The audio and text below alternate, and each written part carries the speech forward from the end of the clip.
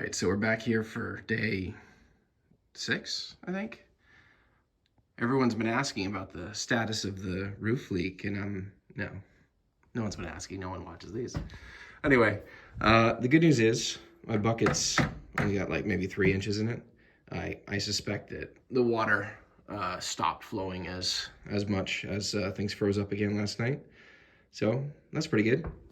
I do have a leak somewhere in there. John was saying that it's likely coming in at one of the corners and making its way kind of back in from this direction. And, you know, leak water inside. I got the toilet from yesterday too. Like I said, hopefully that's just a leaky seal. But you know what? This is just part of the fun, right? Yay. Stupid water. All right, so today I've only got 2.5 hours or so. I would love it if I could get started on this. But realistically, I'm going to be going around and just making more of a mess today just to get ready for patching, because I've been doing it kind of piecemeal as I took on some of these rooms. But I really, at this point, just need to get all the patching done so I can start to paint.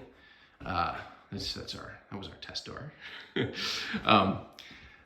So I can start to paint, because the whole place, you know, once we get some paint on the walls and just get all of the, you know, imperfections and just, you know, craziness from you know, years and years of neglect cleaned up, it'll be a whole lot better. So I'm also going to continue pulling this apart just so I can see what's behind it. You know, fingers crossed it's nothing crazy, but you never know. The good news is I will have that's a sheet of chipboard, but that'll be mine too. Very exciting. I also got all the shelves down yesterday before we started up. So it looks a little better in here. Well, it doesn't actually, it looks worse in here, but at least the shelves are down and I don't need to worry about that. So yeah, more to come. So this is where I usually get into trouble. So I got this pretty sizable, you probably can't see it very well, but it's definitely hanging down. So I'm probably gonna cut into that. And hopefully put a piece of drywall up there to replace it. I probably don't need to do this, but it looks bad and I don't want it falling on anyone. So this is gonna take a long time to fix if I break into this, but I have to. Damn it. All right, so that went pretty well. Looks like I still got that. No, actually that's pretty well adhered. Yep, both of these went really well. And then that happened. Yep. All right, continuing my reign of destruction. I got my wall stuff down. I had to take these off. It doesn't look too bad behind that. This is just cobwebs and dust and whatever. I might actually leave this here and see if I can get an electrician to run some lines, because there's actually only that's gonna come out. There's actually only one outlet in this room, and now in the moment, there it is right there. So I might actually keep this guy. All right, so just started up here a little bit.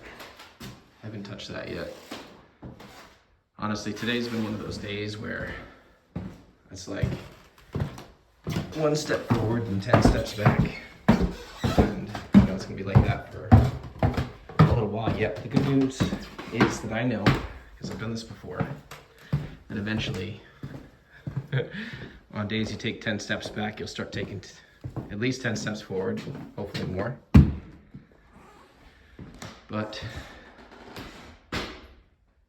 yeah, it's always a little frustrating when you see more destruction and you see progress. But like I said, one of the things that I know from having done this before is that once you get past this and it looks just terrible, you get to a point where you get the paint on the walls, get the flooring up, get the mess and the dust and the whatever out, and the space is clear and open and it looks new, and everything just comes together. And honestly, that's the hardest part, knowing what it will eventually look like when you first start out and start tearing into things. But yeah, that's it for me today.